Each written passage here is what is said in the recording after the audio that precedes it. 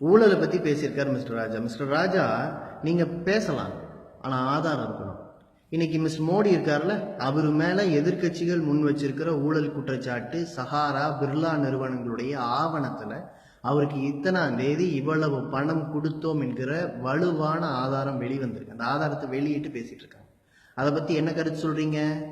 சரி, செல்லா நோட்டு விவகாரம் இருக்குல்ல, அதை அறிவிச்ச உடனே எந்தெந்த நிறுவனங்கள் பலனடைஞ்சாங்க, எந்தெந்த தொழில்கள் இன்னைக்கு பாதிப்புல இருக்கு, 50 நாளுக்கு பிறகு நம்மளோட ஜிடிபி எவ்வளவு குறையும், அது எவ்வளவு பெரிய நெருக்கடியை நாட்டுக்கு ஏற்படுத்தும்னு எதிர்கட்சிகள் சொல்லிக்கிட்டே இருக்கும்.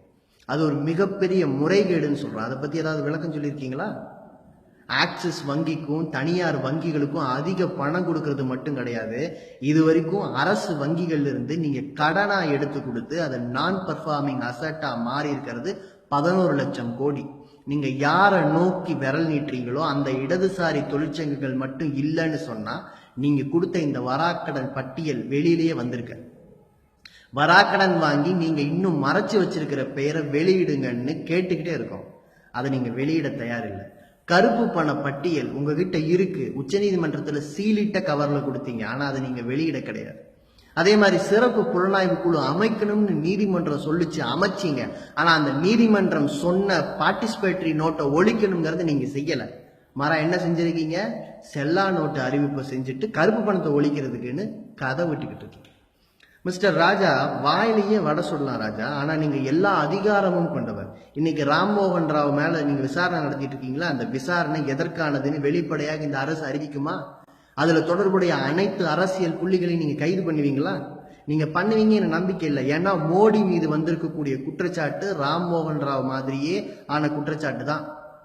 அவருதும் ஆவணங்கள்ல அவரோட பெயர் இருக்கு. டிரான்ஸ்பரண்டான விசாரணைக்கு இதுவரைக்கும் மோடி நான் உத்தரவிடுவேன்னு சொல்லியிருக்காரா? அரசியல் கட்சிகளுக்கு வெளிநாட்டு பணம் FCRA மூலமா வர்றதுக்கான அனுமதியை எந்த அரசாங்கம் கொடுத்தது?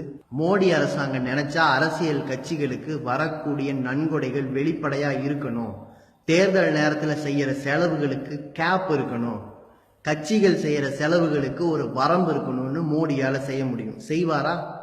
லோக்பால்ங்கிற ஊழல் தடுப்பு சட்டம் இன்னைக்கு செயலுக்கு வராம இருக்கிறதுக்கு எதிர்கட்சி இல்லைங்கிற ஒரே ஒரு டெக்னிக்கல் காரணம் தான். எத்தனை ஆண்டு தள்ளுவீங்கன்னு நீதிமன்றம் கேட்டிருக்கு உங்களை பார்த்து. அதே மாதிரி மிஸ்டர் ராஜா, ஊழலை தடுக்கணும்னா நம்ம கிட்ட நேர்மை இருக்கணும். பாஜக தன்னுடைய இணையதளத்துல நேத்து ஒரு பொய்யான செய்தியை வெளியிட்டு இருக்காங்க. அது பிரிட்டன் நாட்டை விடவும் இந்திய நாட்டுடைய பொருளாதாரம் வளர்ந்துருச்சுன்னு சொல்லி. ஆனா அதற்கு பிறகு அதை ஆய்வு செஞ்சு இல்ல, இந்தியாவுடைய பொருளாதாரம் வீழ்ந்துகிட்டு இருக்கு, இதுவரைக்கும் 70 லட்சம் கோடி ரூபாய்க்கு தான் உள்நாட்டு உற்பத்தி நடந்திருக்கு, ஒட்டுமொத்தமா நடந்தாலும் 140 - 150 லட்சம் கோடிக்கு தான் நடக்க முடியும்னு பத்திரிகைகள் செய்தி வெளியிட்டிருக்காங்க. ஆனா அதுக்கு பிறகு தவறான செய்தியை கோட் பண்ணி உங்களுடைய இணையதளத்துல பொய் செய்தியை வெளியிட்டிருக்கீங்க. நேர்மை இருக்கணும் மிஸ்டர் ராஜா.